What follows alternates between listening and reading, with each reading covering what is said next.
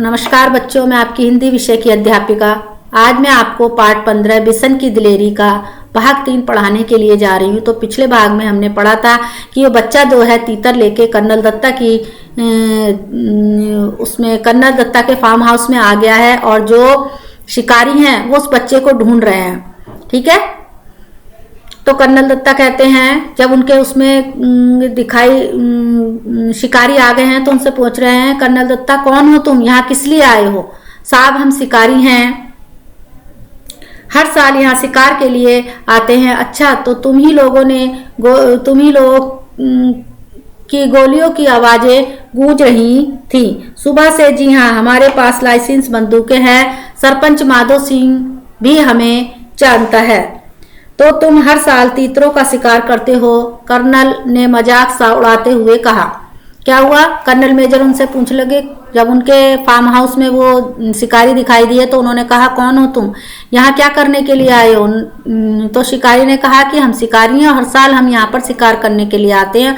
तो कर्नल दत्ता कह रहे हैं कि अच्छा, सुबह से ही जो है तुम्हारी गोलियों की आवाज़ सुनाई दे रही है। कह रहे हैं हाँ, हमारे पास लाइसेंसी बंदूक है। लाइसेंस मतलब बंदूक जो हमारे पास है इनका लाइसेंस बना हुआ है। सरपंच माधो सिंह है जो उनके गांव उसका सरपंच, वो भी हमें जानता है।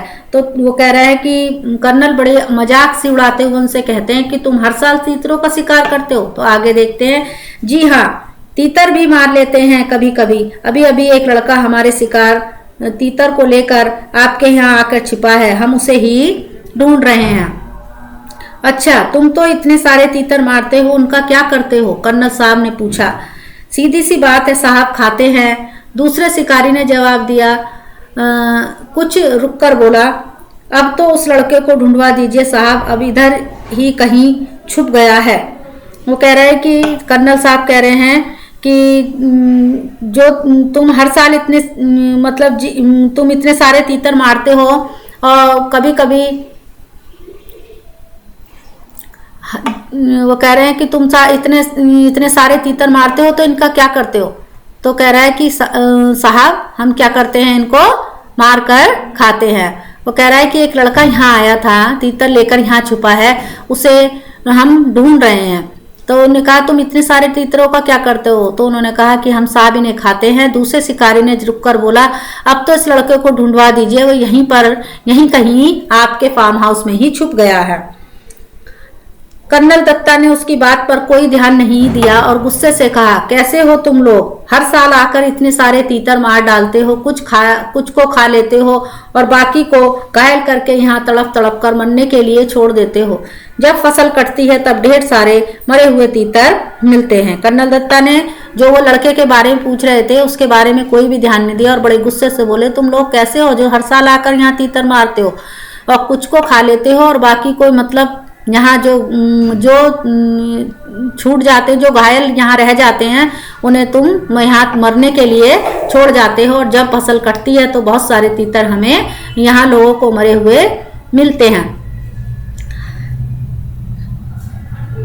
कर्नल दत्ता की बात सुनकर वो लोग कुछ घबरा गए। उन्हें उम्मीद नहीं थी कि कर्नल दत्ता इस तरह उन्हें डांट देंगे। कर्नल दत्ता ने उन्हें इतना ही कहकर नहीं छोड़ा, आगे बोले, पक्षियों को मारने से उससे ज्यादा उन्हें घायल करके छोड़ जाने में तो कोई बहादुरी नहीं है। अब तो तुम दोनों यहाँ से जा सकते हो, यहाँ तुम्हारा कोई तीतर वीतर नहीं है। अब जाते क्यों नहीं, खड़े क्यों हो?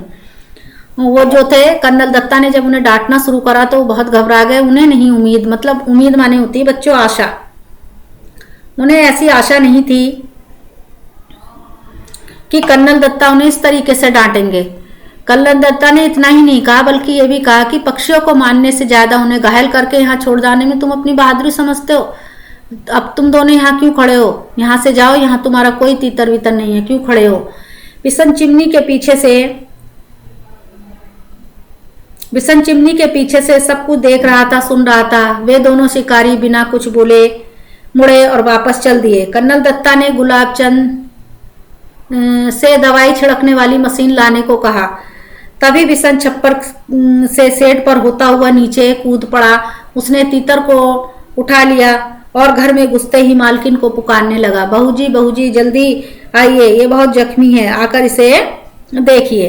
बिसन जो था जो बच्चा था बिशन, जो तीतर लेकर आया था, घायल तीतर को लेकर कर्नल दत्ता के फार्म हाउस में उसने छुपाया था, वो देखकर चिमनी के पीछे से ये सब बातें सुन रहा था। और जैसे ही वो शिकारी, वे दोनों जो शिकारी थे, बिना कुछ बोले मतलब मुड़े और वापस मतलब चल दिए, तो कर्नल दत्ता का जो नौकर था गुलाबचंद, वो दवाई छिड़कने वाली, मतलब कर्नल दत्ता ने गुलाबचंद से, जो उनका नौकर था, उससे दवाई छिड़कने वाली मशीन लाने को ले कहा। तभी बिशन जो था, जो छप्पर के शेड में, जो चिमनी के पास छिपा हुआ था, वह छप्पर के शेड में से होता हुआ, वो शेड में उसने कबूतर छुपाया हुआ था ना बच्चों, उस कबूतर को लेकर नीचे कूद पड़ा और उसने जो था, सॉरी, तीतर को लेकर जो था वो ले आया और घर में घुसते ही मालकिन मालकिन पुकारने लगा और कहने लगा, बहू जी जल्दी देखिए, वह ये बहुत, बहू जी जल्दी आइए, ये बहुत जख्मी है, आकर इसे देखिए। बिशन ने जब आवाज सुनी तो देखो क्या होता है। बिशन की आवाज सुनकर कर्नल दत्ता भी अंदर आ पहुंचे और बोले, अच्छा तो तीतर चुराने वाला लड़का तू ही था, क्या करता बाबूजी, इसे बहुत चोट लगी है, अगर मैं ना लाता तो यह मर जाता, अब तू इसका क्या करेगा, इसे पालूंगा बाबूजी, बिशन ने कहा। कर्नल साहब मुस्कुरा दिए, उन्होंने घायल तीतर को देखा, उसका एक पंख टूट गया था, अब शायद ही वह उड़ सके, जाओ दवाइयों का बक्सा ले आओ। बिशन दौड़कर बक्सा ले आया। बिशन की आवाज सुनकर कर्नल दत्ता जो थे वो अंदर आ गए और बोले, अच्छा तीतर चुराने वाले लड़के तुम ही हो जिन्हें शिकारी मतलब ढूंढ रहे थे, क्या करता बाबूजी, इस तीतर को बहुत ज्यादा चोट लगी थी, अगर मैं नहीं लाता तो मर जाता, अब तू इसका क्या करेगा। कर्नल दत्ता कह रहे हैं, नहीं बाबूजी मैं इसको पालूंगा, बिशन ने कहा। कर्नल जो थे वो मुस्कुरा दिए, उन्होंने घायल जो तीतर था उसको देखा, उस तीतर का जो था एक पंख टूट गया था। कर्नल दत्ता कहते हैं कि शायद ये अब उड़ ना सके, जाओ दवाइयों का बक्सा ले आओ। दवाई के बक्से से मतलब है उनका फर्स्ट एड बॉक्स है जो उनका, ले आओ। बिशन दौड़कर उसे लेने के लिए जाता है। कर्नल दत्ता ने तीतर के पैरों का जख्म साफ किया, फिर दवाई लगा दी, पंख को फैलाकर टेप लगा दी ताकि वह ज्यादा हिले डुले नहीं। तभी उन्होंने बिशन से कहा, बिशन अगर तुम इसे गेंदे के पत्तों का रस दिन में 2-3 बार पिलाओगे तो यह जल्दी ठीक हो जाएगा। कर्नल दत्ता ने तीतर का जो जख्म मतलब जो घाव था उसको साफ किया, फिर उसमें दवाई लगा दी और पंखों को फैलाकर टेप लगा दी, यानी टेप लगने से वो इधर उधर हिले डुले नहीं। तभी उन्होंने बिशन से कहा, अगर तुम इसे दिन में 2-3 बार गेंदे का रस पिलाओगे तो ये जल्दी सही हो जाएगा, क्योंकि पक्षियों को अगर हम गेंदे का रस पिलाते हैं, कोई भी जख्म होता है तो वो जल्दी सही हो जाता है। तब तक वो जो कर्नल दत्ता, आगे देखो, तब तक बहू जी एक कटोरी में दलिया ले आई और तीतर को दलिया खिलाते हुए बोली, इसे रोज दलिया खिलाना बिशन, तीतर को दलिया बहुत पसंद है। अब तो यह बिशन के पीछे पीछे घूमता रहेगा। कर्नल ने हंसते हुए कहा, अच्छा बिशन तुम जानते हो तीतर कैसे बोलता, बहू जी ने पूछा। बिशन ने अपने हाथों को मुंह पर रखकर तीतर की आवाज निकाली, quack quack quack. Colonel Datta ठहाका मारकर हंसे। बहू जी मुंह पर पल्लू रखकर हंसने लगी। बिशन भी हंसता हुआ हिरन की तरह छलांगे लगाता हुआ तीतर के साथ साथ वहां से अपनी घर की ओर चल भागा। क्या था, जब तक उन्होंने कहा कि ये तुम गेंदे के रस को अगर इसे 2-3 बार पिलाओगे तो ठीक हो जाओगे, तब तक जो कर्नल दत्ता की मिसिस थी यानी पत्नी थी, वो एक कटोरी में दलिया ले आई और तीतर को दलिया खिलाने लगी। और उन्होंने बिशन से कहा कि तीतर को दलिया बहुत, इसे रोज दलिया खिलाना, तीतर को जो है दलिया बहुत पसंद है। तो कर्नल दत्ता कहने लगे, हंसते हुए कहने लगे, तब तो अगर ये तीतर को रोज दलिया खिलाएगा तब तो तीतर जो है बिशन के आगे मतलब पीछे पीछे ही घूमता रहेगा। उन्होंने फिर वो बोले, अच्छा बिशन तुम जानते हो तीतर कैसे बोलता है।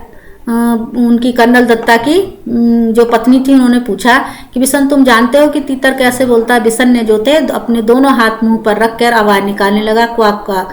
कर्नल दत्ता जो थे बहुत जोर से ठहाका मारकर मतलब बहुत जोर से हंस पड़े, और जो उनकी पत्नी थी उन्होंने भी अपने मुंह पर साड़ी का जो पल्ला था रखकर हंसने लगी। बिशन भी हंसता हुआ और हिरन की तरह छलांगे लगाता हुआ वहां से अपने घर की ओर जाने लगा। तो बच्चों, हमें इस पाठ में बताया गया है कि ये जो पशु पक्षी हैं हमें इनकी सुरक्षा करनी चाहिए, इनको मारना नहीं चाहिए, क्योंकि ये बोल नहीं पाते हैं, अपनी परेशानी किसी को बता नहीं पाते हैं। तो इसीलिए हमें इनकी परेशानी को समझना चाहिए और इनकी सुरक्षा करनी चाहिए। धन्यवाद।